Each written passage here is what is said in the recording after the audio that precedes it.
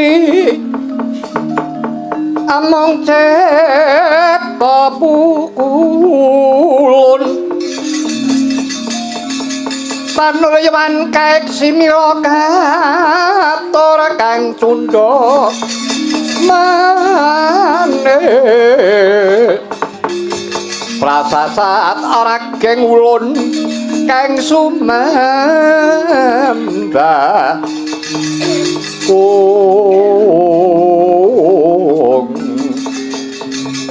mungguing padanta Prabu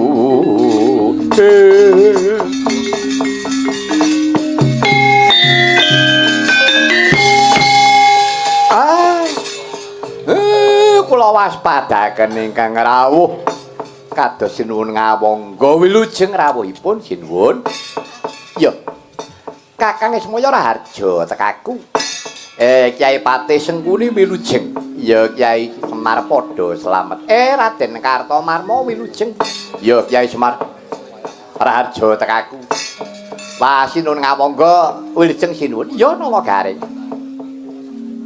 Kyai Patih Sengkuni wilujeng ya nala garing padha slamet Raden Kartomarma wilujeng nggih ya padha slamet nala garing sinuwun ngawangga wilujeng sinuwun ya Petruk Ndara Patih Sengkuni wilujeng Den Patih iya Petruk padha raharja tekaku Raden Kartomarma nggih wilujeng ya padha slamet Petruk sinuwun ngawanggi Prabu Karni wilujeng nggih jeneng kok dibasake ya slamet Bagong nggih Ndara Kartomarma wilujeng Kartomarma kok merema ya slamet Bagong syukur sekecake nggih iya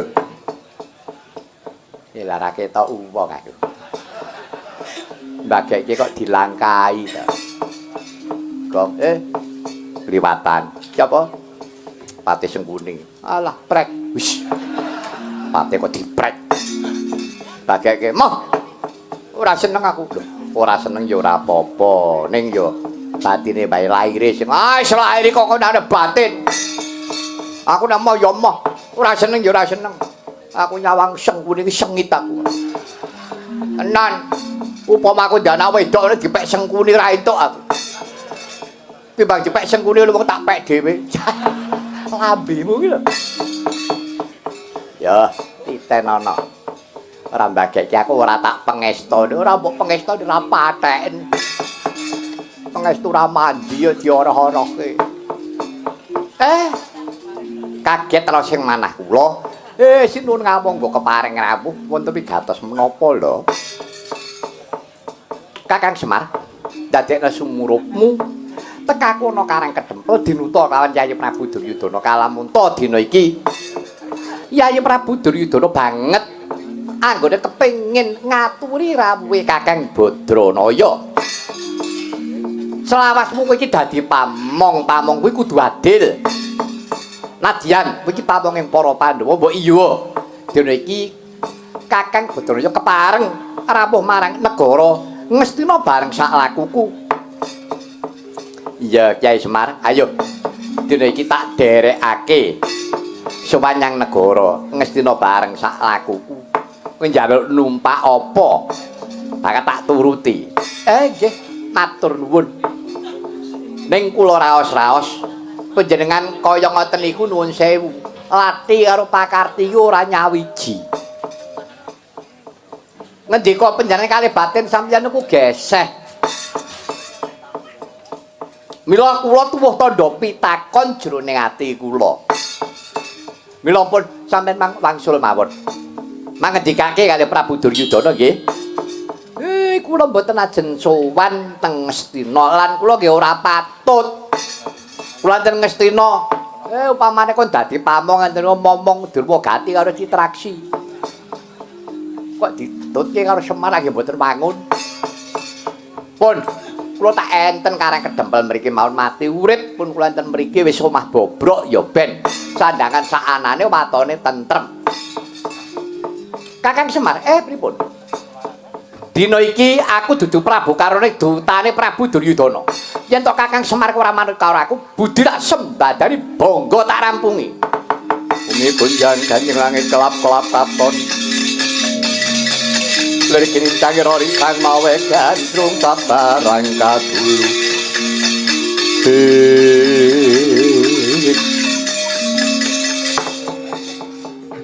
Iki anake Semar ki telu, Gareng, aku karo Bagok. Ah, piye? Ki arepan ning lalakon sing ora apik. Kang Gareng tak tanting, kowe dadi ndara apa dadi batur? Aku pilih dadi ndara. Nek dadi ndara linggih ning dhuwur. Linggih dhuwur. Oke, Bro. Linggih dhuwur. Nah. Ning wis dadi ndara ki piye? Dadi ndara ya kaya ndara-ndara kuwi. Apapun yang terjadi tanggung jawab. Nek neng apa wae kowe kudu cawe-cawe nek neng peperangan kowe perango.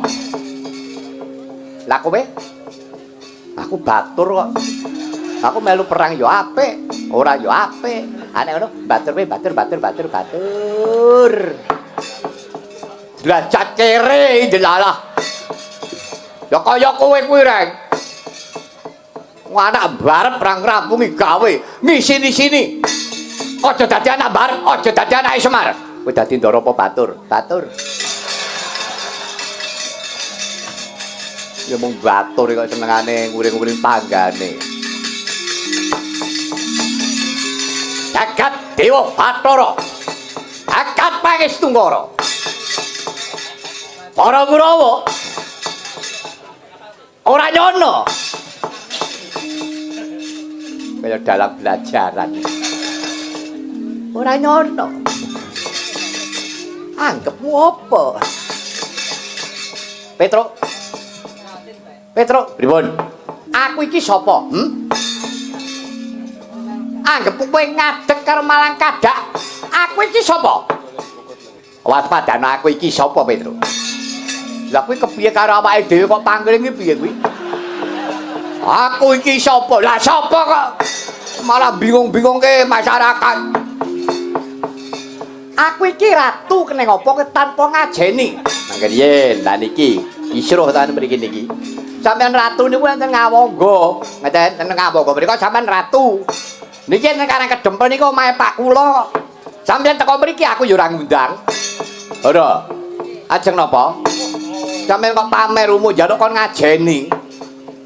Nggih, nek ajeng kepengin diajeni kajen kinajinan daya dinayan. Sampeyan ngendikane ya sing apik. Ampun ngendelke pe sampeyan dutaning ratu. Napa nek mang pameri ratu kula gumun.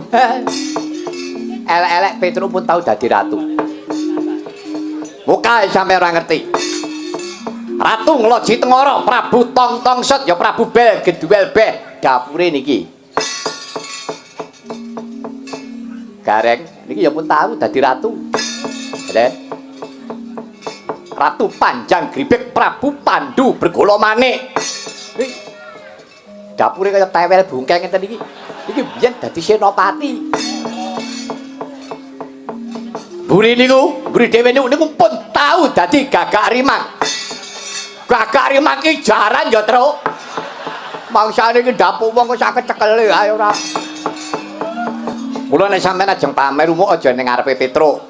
Sampeyan pe digdaya ngoten. Petro niku pun tahu, pun tahu nekseni perang gedhe pun pinten mawon. Nek ming mang pameri alah para Kurawa, pun kula mboten wedi babat lho. Yen ngono kowe wani. Lah. Kabeh pun tahu kula lakoni. Dadi ratu wis tahu, dadi abdi tahu, dadi kere bendina. Sing urung tau tak lakoni mung kari mati tok pun. Ajeng manapake Kartomarma ceklon wong edan iki.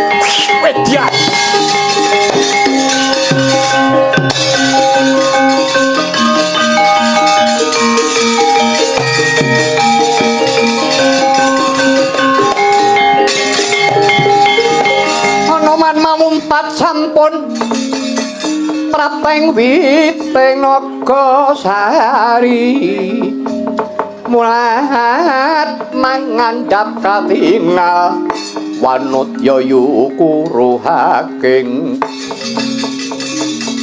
kelung rinu sak warkis ingkang iga-iga keksi we layak to layak